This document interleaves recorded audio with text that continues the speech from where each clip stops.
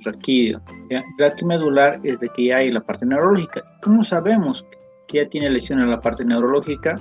Cuando justamente ustedes revisen al paciente y él haya perdido parte sensitiva y o motora, ¿ya? Entonces, apenas el paciente te diga no siento los pies, ya no, o se sienten más pesados, no puede mover sus manos, y cuando le empiezas a pinchar literalmente por ciertos segmentos que eso vamos a ver hoy día, el paciente ya no reconoce lo que le estás lesionando, lo que le estás pellizcando y demás, ¿entiendes? Entonces ahí es raquimedular. Es obviamente más peligroso. ¿Por qué? Porque se supone que si ya está viendo clínica de raquimedular, lo más seguro será de que tu paciente no va a tal vez responder o tiene una gran probabilidad de que no responda al tratamiento, que tal vez sea más rápido hacerlo quirúrgico. ¿Por qué? Porque ya ha habido compresión de la médula, y al haber compresión de médula no sabemos cuánto tiempo ha estado así. Peor todavía, no sabemos si lo han causado los que le han movido, ¿no? Los que le han extricado del auto y demás. Siempre hay que tener mucho cuidado con eso, pues se revisa todo paciente así súper rápido y ya se le está haciendo algunas maniobras para ver si siente o no siente. Siempre estar atentos a eso, ¿no? Horas se ha seccionado totalmente la médula, cuando yo lo encuentro estaba tetrapléjico. Solución, ya no había nada, pero había que hacerle todo. Todo paciente se le tiene que hacer las radiografías que siempre hemos repasado, todo paciente se tiene que hacer la evaluación neurológica, me acuerdo de la cinemática del trauma. ¿Qué es lo que se debería hacer? Deberíamos justamente, vamos a dibujar, cuando tú encuentres un dolor, digamos acá en C2, la lógica es de que te puede estar generando molestias o dolor C2 porque es la lesionada, la fracturada, o porque al contrario, se pueden que tienen sus odontoides, o al contrario la de arriba o la de abajo son las lesionadas, y cuando tú has movido, digamos, está partido, fracturado. ¿Se acuerdan que el atlas es de esa manera? Que es casi seguro que le vas a pedir TAC, y esa tomografía vas a tener que pedir mínimo 2 segmentos hacia arriba y 2 segmentos hacia abajo, o sea, 2 vértebras hacia arriba y 2 hacia abajo. Si fuera C2 donde te ha dolido, perfecto, pues solo te queda C1, pero hacia abajo tendrás que pedir hasta C4. ¿Me han entendido? ¿Por qué? Porque te lo tienen que reconstruir cada vértebra. Entonces siempre está comprimido con el dedo, y vamos a llegar a un punto en el que se va a denotar el dolor, ¿ya? Y además, como les decía, mucho ojo, no muevan a los laterales el dedo, ¿no? No es empujar hasta que le duela, ¿no? Sino es un solo empuje. Empujan 1, 2, siguiente, tercera, cuarta, quinta, sexta y demás, ¿me entienden? Eso es bien importante. Ahora van viéndonos a esta definición que da el PHTLS. Si un traumatismo de columna no se reconoce y se trata adecuadamente sobre el terreno, y posteriormente un daño medular irreparable, y dejar al frente lo que menciona, tenemos que aprender a reconocer lo antes posible para dar el tratamiento lo antes posible. Imagínense que nos ha llegado con sin alguna clínica aparente, pero cuando le hacemos el toque y ya encontramos el dolor, es trauma raquídeo, no es raquimedular, porque son soluciones hipertónicas con manitol, ¿entiendes? Y todo aquello en función de que no se genere compromisos posteriores.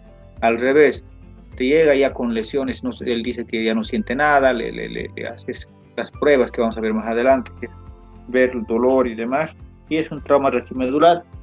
A él hay que ser más agresivos. ¿Por qué?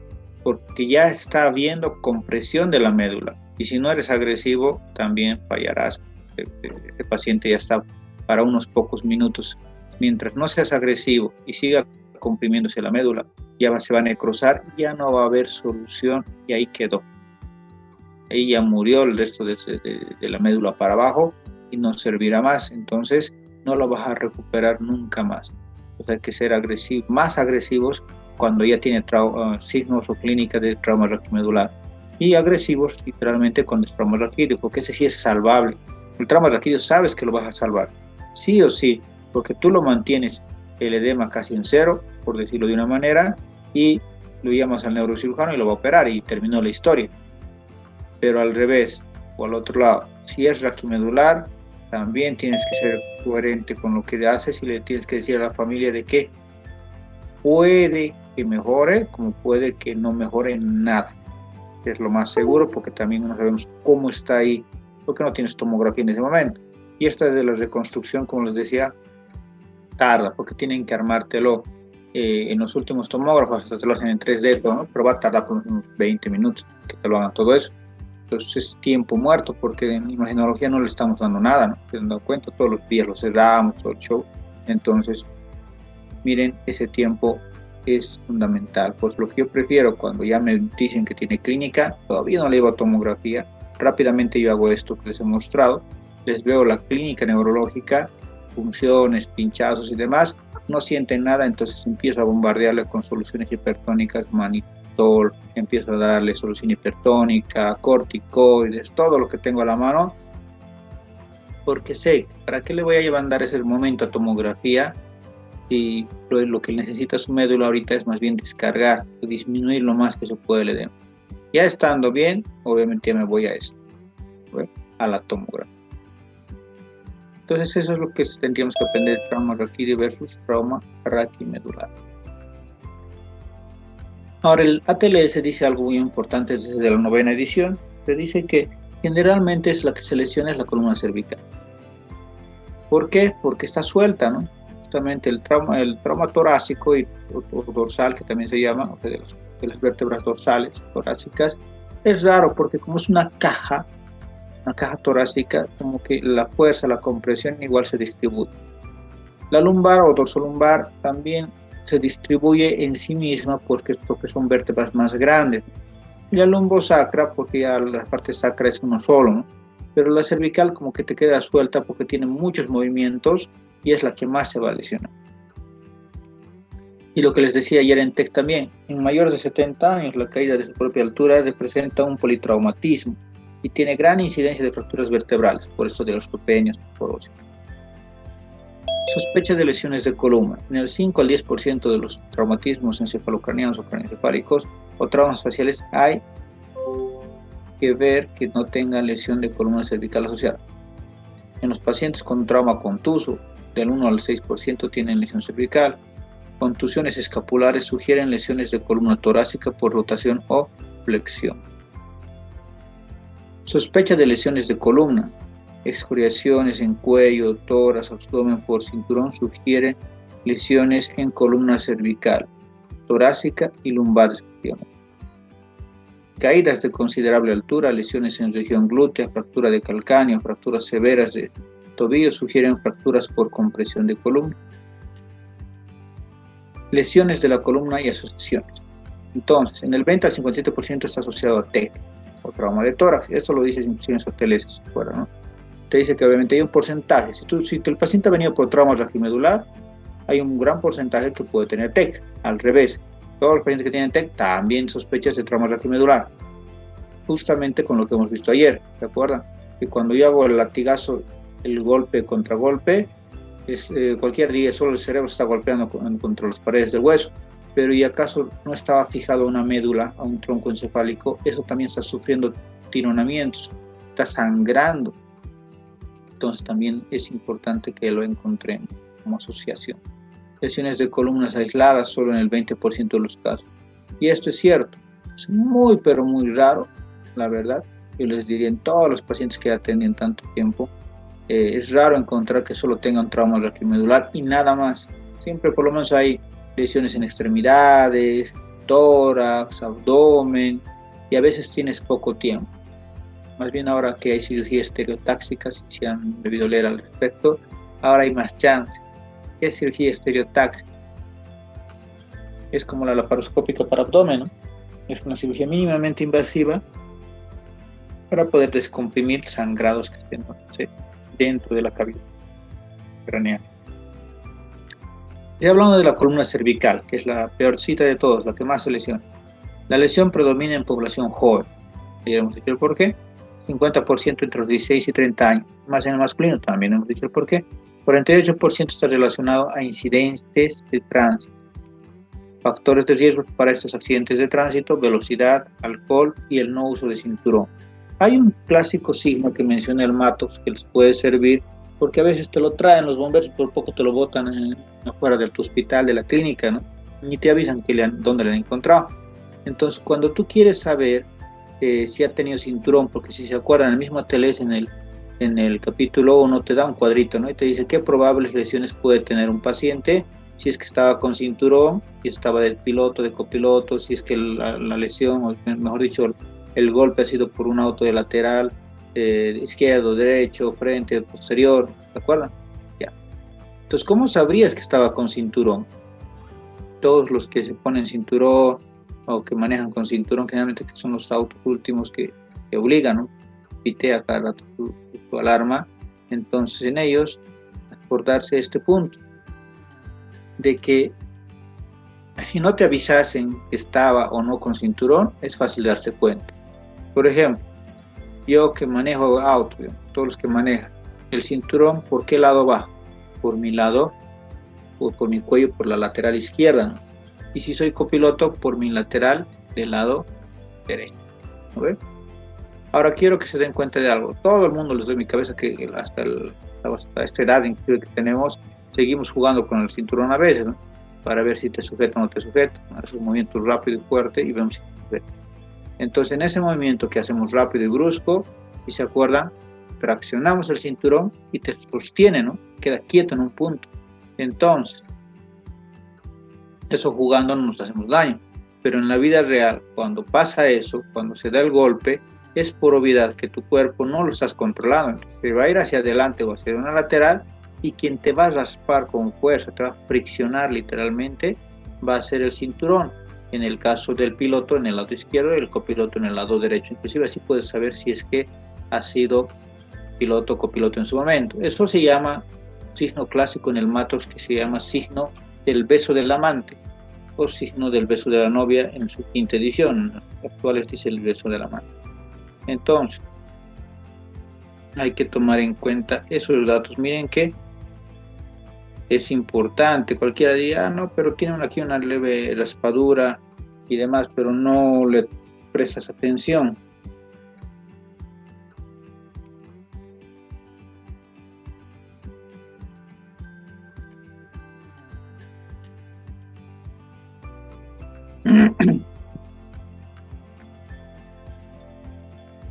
A la altura de C3, lo que alguna vez ya les he dicho, la médula espinal ocupa el 95% del canal medular. La médula ocupa el 6% del área del canal de la región lumbar y solo quedan 3 milímetros de espacio libre entre la médula y la pared del canal.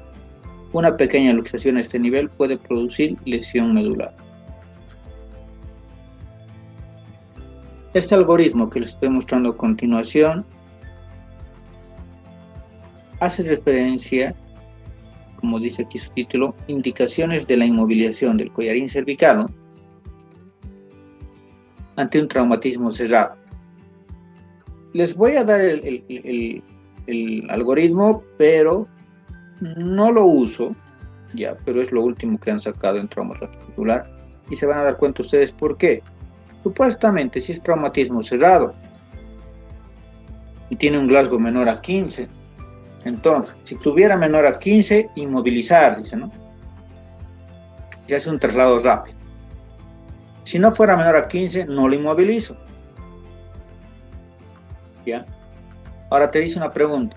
Dolor espontáneo a la palpación en columna, o déficit o molestias neurológicas, o deformación anatómica de la columna. Si sí, otra vez lo inmovilizo y lo traslado rápido. Si no, mecanismo de elevación preocupante, etc. Continúo. Si sí, presencia de signos o consumos de alcohol, fármaco, lesión de causa de distracción, incapacidad para comunicarse, si sí, inmovilizar. Si no, no está indicada la inmovilización de traslado, no está indicada la inmovilización de traslado. Y me preguntan, algo que he aprendido con los años, como siempre les digo, esto no es un dogma, no le tienen que hacer caso en todo. Hay muchos algoritmos que nos sirven, hay otros que no nos sirven, como este para mí no me sirve. Y me preguntan, todo paciente con trauma raquimedular, aunque me diga que hay un golpecito pequeño y demás, collarín cervical, radiografía cervical lateral, tórax AP y pelvis AP. Descarto todo, perfecto, te puedes ir y ya, terminó la historia, ¿no?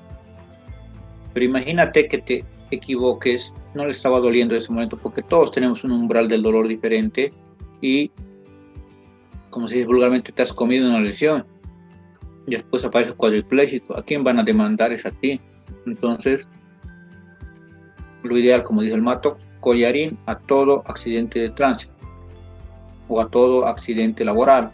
O sea, cualquiera que sospeches accidente, collarín. Imagínate que los bomberos te traigan un paciente o una persona que supuestamente a las 5 de la mañana la han encontrado botado cerca del mercado, como nos traen. Nadie sabe si ha sido un asalto, nadie sabe que haya sido accidente de tránsito, nadie ha visto, ¿no? A esa hora nadie camina por ahí. Mientras no demuestres lo contrario, es un accidente, collarín cervical, está inconsciente, no te está contando ni qué le ha pasado, llega a la emergencia, descartas con soluciones y demás, tal vez se lo haces levantar, o sea, te despierta el paciente que está en estado etílico y te dice que lo han asaltado, perfecto. Ya sabes que no ha sido un accidente de tránsito, pero imagínate que te pase lo peor. Tú crees que le han asaltado, pero ¿y si le han atropellado? O si se ha caído de alguna altura, si le han empujado de un auto, mil cosas que puede haber pasado, ¿no? Entonces, por eso el matox dice collarín cervical a todos, descartas y después ya, pues no, nadie te va a reñir, nadie te va a decir nada.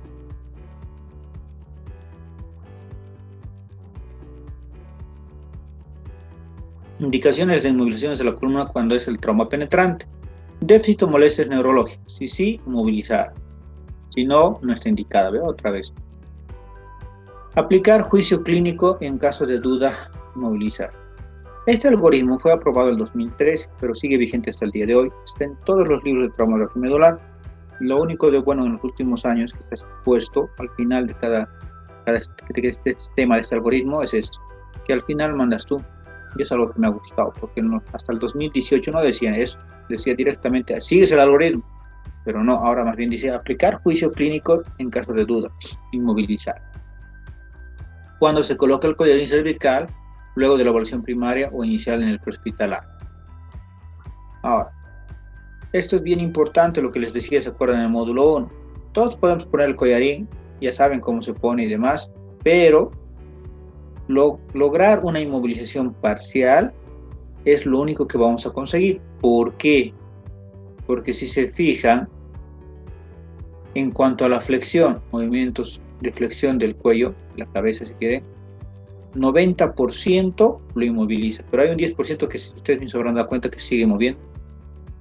Extensión, flexión lateral y rotación, 50% hacia los laterales, el collarín no sirve para nada, si se me acuerda, 50% es poco.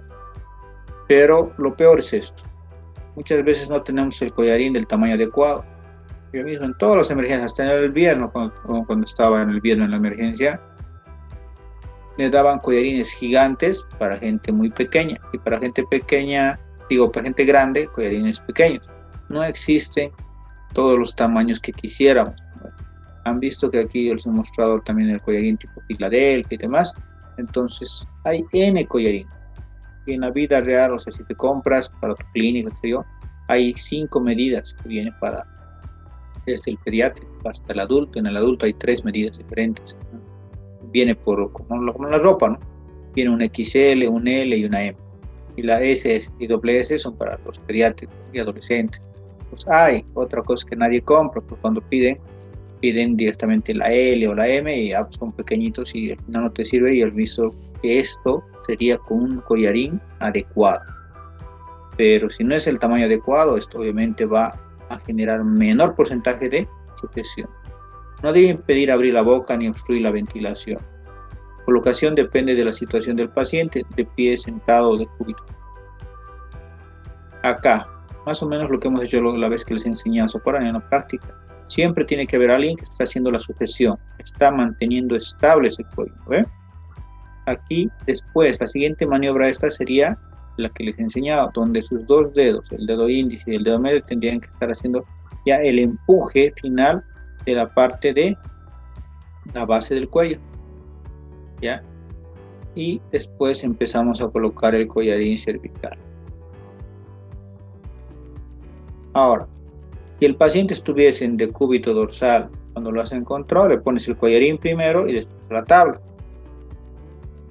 A ver, movimiento en bloque. Pero si lo encuentras al revés, en decúbito ventral, semprono, y tú quieres ponerle collarín, lo vas a mover tanto el pobre cuello que puede lesionarse, ¿no? Entonces, ¿qué es lo que tendríamos que hacer acá? Quiero que se fijen lo que van a hacer. Movimiento en bloque.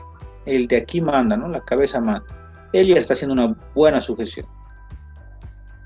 Y miren, lo van a llevar directo a la tabla y recién le ponen collar. Esta es la única situación en la que el collarín va después de la tabla. Casi el 100% de las veces, yo les diría que están haciendo cúbito dorsal, entonces siempre vas a poner collarín. Primero y luego la tabla. En este no, va a la tabla y luego el collarín. El tronco debe inmovilizarse a la tabla larga antes de inmovilizar la cabeza. Y después, ¿no? Le ponen estos acolchonados que vienen para estas tablas largas. Lo fijan, miren, todo el cuerpo se fija. Y después, para poder levantarlo, igual la cabeza manda. Lo ideal es levantarlo entre 5 personas. Han visto ustedes que levantan entre 2, ¿no? Quieraslo o no, la tabla también tiene un punto muerto en el medio que puede romperse. Entonces, pues se levanta entre 5. Y es la manera correcta, ¿no? Cualquiera diría, no, pero es muy gordo, muy pesado el paciente. Se puede levantar, pero haciendo obviamente un movimiento de esta manera para que tú también no te lesiones, ¿no? La columna. Entonces, primero una rodilla en el piso y la otra flexionada. Y después se sienten todos al unísono, hacen fuerza y se levantan. Las extricaciones, ¿se acuerdan lo que es extricar? Es sacarlo de algún lugar. Pues extricación automovilística es la que más conocemos, ¿no? Cuando lo sacan de los autos. Chocados. Estabilizar manualmente a un paciente con lesiones graves antes y durante el movimiento desde una posición de sedestación, o sea, sentado o en paciente estable pero en situación insegura. Ahora, la lógica sería que todos tengamos collarín y que han de ver en películas que le ponen el collarín y luego le hacemos rotar con calma a echarlo para que salga en la tabla, ¿no ven? Eso. Pero en las más de las veces, no crean de que todo tenemos a la mano, como les decía, puede que no han llevado collarín los bomberos, qué sé yo. Entonces, pues estamos ahí nosotros y queremos sacarlo, pues, incendiándose. Ya, le podemos abrir la puerta y entre 2 personas le vamos a hacer lo que están viendo. Esto todos lo tienen, una ropa, una toalla, algo que sea largo, pero, y miren, está girado sobre su eje, ¿se fijan? Esto es el formato de boa, se llama así. Entonces, como podrán ver, la parte más gordita de lo que has hecho, le pones ahí abajo del mentón, baja hacia atrás y mira, lo sacas por las axilas hacia atrás. ¿Ves? Entonces, es como que gira por los 2 lados. Ya, lo tienen como estable y le hago girar. Pues se han dado cuenta cómo va. Si no se han fijado, miren. Una de las partes va hacia atrás y otra de las partes va hacia adelante. La que va hacia atrás viene directo y la que va hacia adelante es la que gira, ¿no? ¿Se ven? Es bien interesante cómo le está girando por el cuello y de esa manera simula un collarín y la movemos. La ponemos en la tabla, la hacemos resbalar y ahí va a ser lo fácil. Cualquiera me dirá, pero si tiene, qué sé yo, fracturas de cadera, fracturas de húmero, de tibia y demás, ustedes saben que no es lo más importante. ¿Se acuerdan? El fémur también cerrado, una fractura, sangra 1,5 litros, no se va a morir el paciente, ¿no? Lo más importante es que no se quede tetrapléjico, entonces es lo menos importante ese momento, ¿ya? Es lo menos importante en sus fracturas, sus lesiones de la pelvis para abajo y también de las extremidades superiores. No nos está importando mucho. Lo que estamos haciendo primero es cuidar siempre el cuello. Alguna vez han debido ver pacientes que te sigan con el casco, ¿no? Hay cascos que son de buena marca, ¿no? Bueno, los que manejan motocicletas se acordarán que hay cascos de marca que cuestan demasiado caro y son los mejores. Obviamente no te va a evitar el latigazo, ¿no? Que te evitaría eso más sería ideal, fenomenal, no te evita el latigazo. Pero lo que sí es de que puedes resguardarte lo que es el cráneo, ¿ya? Pero a veces también, por más de que decimos de que sí, todos deberían manejar casco, pero a la vez saquen un casco de un paciente, es peor todavía la lógica, porque ese pobre cuello lo vas a terminar lesionando si es que ha tenido un latigazo muy fuerte, ¿se dan cuenta? Entonces, como ven acá, Para sacar el collarín, miren, pone el ayudante su mano por atrás y otra por delante. ¿Y qué hace el que está por detrás del casco, por decirlo así? ¿Notan qué está haciendo? Ha metido sus dedos al casco y está abriéndolo hacia lateral, hacia los dos laterales. Y después, los dos puntos donde va a chocar, los que manejan, que se ponen cascos, deben saber, ¿no? Aquí atrás el occipucio y aquí el mentón. Entonces, abres lo que está haciendo, primero en la parte posterior, luego la anterior, y haciendo ese movimiento, tendría que salir. Pero, si se fijan, no es tan fácil. Va a moverse en algo. Entonces, por eso les digo, no sé cuánto sea de importancia esto de que obligar a que tengas casco, pero si siquiera se puede sacar, debería tener una apertura por adelante, ¿no? Que por aquí se pueda abrir. Sería perfecto.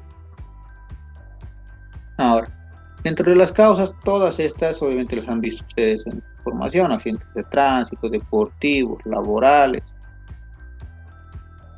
El proceso de daño primario y secundario es igual que en el TEC, ¿no? La lógica es que el daño primario nadie lo va a evitar, ya se ha dañado. En cambio, el daño secundario sí lo podemos evitar, que es lo mismo que en cerebro, por toxicidad, vasogénico, por edema cerebral, y que va a generar isquemia, la liberación de radicales libres y alteraciones de la revolución iónica del cuerpo. Entonces, la lesión secundaria es la contra la que vamos a ir a atacar. Se dice que en la médula, como ven, tiene tanta vascularización que la fase inmediata es de 0 a 2 horas, aguda de 2 a 48 horas, subaguda de 2 días a 2 semanas, intermedia de 2 semanas a 6 meses y crónica de 6 meses en adelante. ¿Qué te está diciendo con eso? Que la lesión puede perdurar por el tiempo, pues sí o sí hay que darle tratamiento. Bien. Hay distintos mecanismos ya dentro de la parte cervical, a lo menos, y el resto de la columna que pueden darse, ¿se acuerdan? Por hiperextensión, por hiperflexión y por compresión. Son las tres más grandes. Pero miren, cualquiera diría, pero esta se puede solucionar solo haciendo o tirándolo hacia arriba o hacia abajo. Sí, pero al hacer por, digamos, unos pocos segundos que haya quedado así, está aplastándole el cuerpo de arriba al de abajo y el de abajo hacia arriba. Entonces, este es el que va a sufrir más. Lo más seguro es que va a sufrir una fractura en diagonal. Esta es por estallido, ¿no? Porque está comprimido con fuerza. Y aquí falta una que es la de Shan, ¿se acuerdan? El latigazo lumbar. Cualquiera fuera las causales para que tenga la fractura, pero lo que tenemos que evitar es esto, que hay lesiones. Si la lesión es por encima de T1, quedas cuadripléjico. Por debajo de T1 quedas parapléjico. La gravedad. Puede haber síndromes medulares, ¿se acuerdan? Los síndromes medulares que están en la TLS, completas y completas.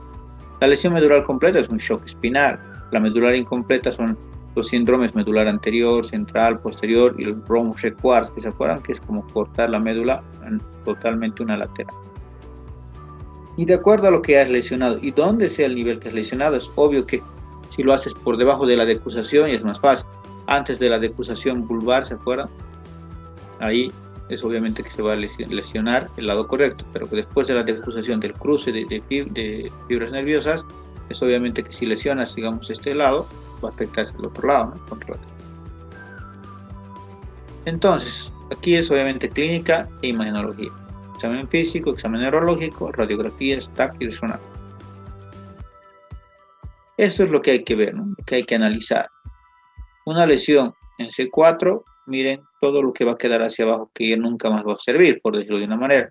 En C5, en C6, en C7, T1, T6, T12 y L4. O sea, por debajo de esta, o sea, se lesiona L4 y por debajo, obviamente, todo ha sufrido, ¿no? L5, S1, S2, S3, S4, S5. Y lo mismo acá. Entonces, la idea es que el nivel de afectación cada vez sea menor. Y aquí está esta imagen que todos lo hemos visto desde el pregrado, ¿se acuerdan? De los dermatomas. Pero que es recontra difícil, no crean que es fácil aprenderlo. N veces hasta he visto especialistas del área mismo que se equivocan. Entonces, ¿qué es lo que he aprendido con el tiempo para enseñarles igual a ustedes? Que hay que aprenderse los números puntuales, porque si te quieres aprenderte uno, dos, tres, todo, nunca te vas a aprender. Entonces, partiendo desde arriba, miren, C3 y C4 ven la cara dorsal del cuello, C2 es la parte de la nuca, literalmente. lo mismo sucede hacia adelante, ¿no? Pero cuando nosotros analizamos rápidamente al paciente, o sea, vamos a tocar aquí justamente por la fúrcula yugular y es C4, C5. Vamos a tocar a nivel de las tetillas y es T4. Bien, solo tendría que aprender C4, C5, fúrcula yugular, ¿no? ¿Se acuerdan? La formita del esternón que tiene, que eso se llama fúrcula yugular. A nivel de las tetillas, T4, apófisis hipoides T6, ombligo T10, sínfisis del pubis T12. Otro punto importante, ya bajando bien rápido, es L4, rodilla. L5, dedo gordo del pie, y S1, la parte, miren, del tobillo más o menos, del talón más o menos. ¿Ver? De la cara anterior es la más fácil de aprender, esta es más complicada. ¿Gustan aprenderlo? Perfecto. Yo con esta me baso toda la revisión del paciente. La mano también me la sé, C6, dedo pulgar, C8, dedo meñique y dedo anular, y C5, medio y índice. Pero me servirá ese rato cuando esta paciente se está muriendo y quieres saber vos si vas a necesitar usar varios hipertónicos. No, lo que hago yo directamente es desde aquí, de C4, C5, T4, T6, T10, T12, L4, L5, S1. Esos puntos veo que son claves y terminó la historia. Para mí ahí terminó la revisión. ¿Me entienden? ¿Por qué? Porque con eso ya te vas a dar cuenta de que hasta qué nivel está bien el paciente. Las radiografías, ¿cuándo indicarlas? Hay criterios del Nexus, pero aquí yo les dije lo mismo de hace rato, ¿no? Yo estoy con esa frase que les comenté al final del algoritmo, que al final ante la duda o sospecha, tú mandas, entonces pídele. Criterios de baja probabilidad de lesión, sin dolor cervical en la línea media, sin déficit focal neurológico, paciente alerta, sin lesión distractiva, sin intoxicación. Radiografías, ¿cuándo indicarlas? Tiene una sensibilidad del 99%, especificidad del 12,9%, valor predictivo negativo del 99,9%. En todos los pacientes que no cumplen con estos criterios debemos realizar estudios radiológicos. En los que cumplen los criterios se saca el collarín y no se realiza estudio radiológico. Lo mismo que Ratan. ¿Lo harían? Yo no lo haría. Y aunque me paguen ustedes, no lo haría. Siempre tienes que documentar, eso es algo que aprendí en la vida. ¿Por qué? Por mala suerte. Hasta te quieren hacer un proceso solo por ganarte dinero, porque creen que tú ganas la plata por ser médico. Entonces, ¿qué tienes que tener? El respaldo. ¿El respaldo clínico te ayuda? Sí, pero ¿qué es lo malo? Que muchas veces los médicos cometemos el error que dentro de nuestra cabeza estamos haciendo nuestro pensamiento, notamos en la historia. Y la licenciada, tu colega, el interno, va a decir, no me ha dicho nada. Solito se ha revisado, solito se ha anotado y no ha dicho nada más. Entonces ya te pegaste, porque no ni siquiera... Yo cuando reviso pues al paciente tengo internos, residentes ahí a mi lado, entonces les digo, miren, así se revisa, miren aquí por ejemplo cambia esto con esto, ya tengo un testigo también. Pero a la par, sí o sí, les saco radiografías. No importa que me digan que esté bien. Algo que aprendí del Matox que dice eso. Por más que tu paciente creas que esté bien, cervical lateral, tórax AP, pelvis AP, siempre. Ahora sospechas alguna otra lesión, dorsolumbar AP lateral, cervical AP además le sumas a todo. Y obviamente las fracturas más que necesites para extremidades. Entonces esto que ya les he mostrado, cervical lateral y cervical AP. La cervical lateral, si se acuerdan, según el mismo TELES, 85% de las lesiones se describen o se encuentran en esa. Ese 15% que me falta en la AP. En cuanto a dorsolumbar, AP y lateral, 50 y 50, 50% y 50%. Pues aquí sí o sí pides. Acá, ¿por qué creen que pedimos solo la cervical lateral? Ya diagnosticas más del 50%, ¿no? En pacientes sintomáticos lúcidos, si se dispone de TAC de alta calidad sin necesidad de realizar radiografía, se puede hacer, pero casi nadie te lo va a hacer porque también ustedes saben que es un costo, sea público o privado, el tomógrafo obviamente va a ser es un costo. Si no se dispone de TAC, radiografías de colon cervical. Frente perfil y transoral con vista de odontoides. Ahora, ¿cuándo pides de odontoides? Cuando sospechas, cuando has hecho ya la parte clínica y tienes dolor a nivel C1, C2, sospechas, hay que hacerle con la boca abierta para que se pueda ver. Si no, si se acuerdan, por más AP que le hagas para ver la odontoides, no se va a ver. Pues, la mandíbula, todos los huesos que están por delante te van a cubrir. Entonces, si le haces con la boca abierta, sí se ve la odontoides. Bueno, doctores, entonces con eso hemos terminado. Un tema más les doy y con eso vamos. Hoy vamos a cerrar la clase. Mañana les voy a dar edema para que también les sirva para su examen. ¿Ya? Y hoy día vamos a ver un tema que justo vi la necesidad de que tendrían que aprender todos, que es muerte encefálica. Lo peor que te puede pasar en una guardia es que el paciente tenga muerte encefálica, ya culpa de nosotros o de alguien, pero que tenga muerte encefálica, pero te van a hacer firmar papeles porque tienes que dar. En mi época todo el mundo decía, no, que hay que llamarle al neurólogo, al neurocirujano o al terapista y ellos van a dar muerte. Es falso. Miren que dentro del marco de la historia, la muerte como un proceso cerebral se fue ya describiendo desde el 59. Y la muerte encefálica se describió desde este libro, desde esta revista, del JAMA, del 92. Ya. Pero la muerte cerebral es aceptada como equivalente a la muerte del paciente. Definiciones. ¿Qué sería la muerte del tronco encefálico? Es una pérdida irreversible de la capacidad de la conciencia combinada con pérdida de la respiración espontánea, ¿no? Porque en el tronco encefálico están las conexiones, ¿se acuerdan? El SAR. ¿Qué sería la muerte encefálica global? Es un cese irreversible de las funciones hemisféricas y del tronco encefálico. Aprendan a hacer las definiciones porque a veces ponen en los expedientes y solitos se meten en un problema legal. La muerte neocortical, que es ausencia de contenido de conciencia con persistencia de la capacidad. Y condiciones y prerequisitos para la muerte encefálica. Coma de origen conocido, presión arterial normal, temperatura mayor o igual a 32, ausencia de efectos de drogas neurodepresoras, ausencia de efectos bloqueantes neuromusculares, ausencia de efectos anticolinérgicos. Diagnóstico clínico de la muerte encefálica.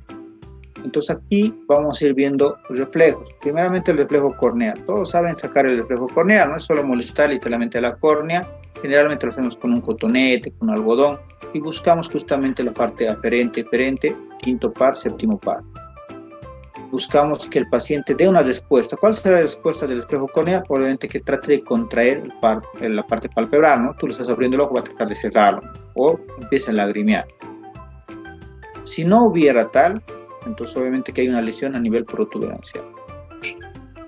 Ahora, reflejo oculocefálico. El reflejo oculocefálico hace referencia a que tú le muevas, ¿se acuerdan? Pero eso ya cuando has descartado trauma, ¿no?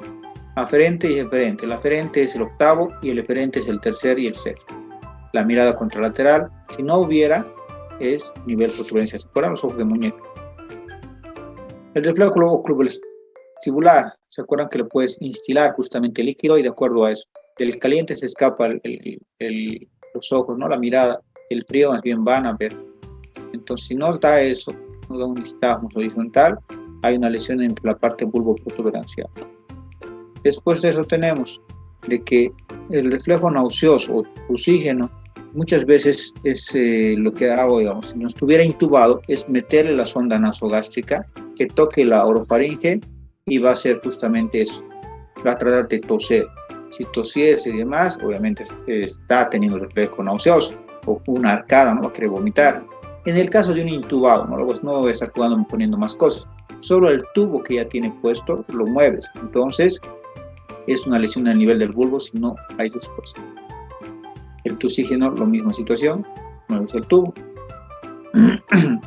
El diagnóstico clínico de la muerte encefálica es un test de apnea, que justamente se prooxigena, después se desconecta, y si no hay respuesta por sí mismo, es obviamente de que ya no hay respuesta del tronco. Le pueden hacer justamente un electroencefalograma, y que casi te va a tener que dar las líneas planas, como están viendo ahí. Se puede hacer igual angiografía, que muchos de los apuestos que ni han conocido antes, sí se hacía bastante, porque no teníamos tomógrafo todo el tiempo. Yo logré conocer cuando entré a la facultad, todavía se hacía bastante angiografía, con un tinte y sacan 1000 radiografías para ver. Ecodoppler se puede hacer de la parte vascular y hoy en día inclusive estamos haciendo bastante ecografía por la vía ocular, si se han fijado. Entonces esta ley que data, miren, el 96, no se ha movido hasta el día de hoy, es la ley 1716 de trasplante de órganos. Es la única parte en la que miren que dice, en el artículo 11, el parámetro que habilita la disposición de los órganos de cadáveres será la muerte cerebral, diagnosticada por un equipo médico especializado, constituido al menos por un neurólogo neurocirujano y el médico tratante si hubiera. Todos nosotros somos médicos tratantes porque lo hemos manejado en la emergencia. Entonces, Cuidado que se excusen, más bien se van a poder llevar una complicación grave.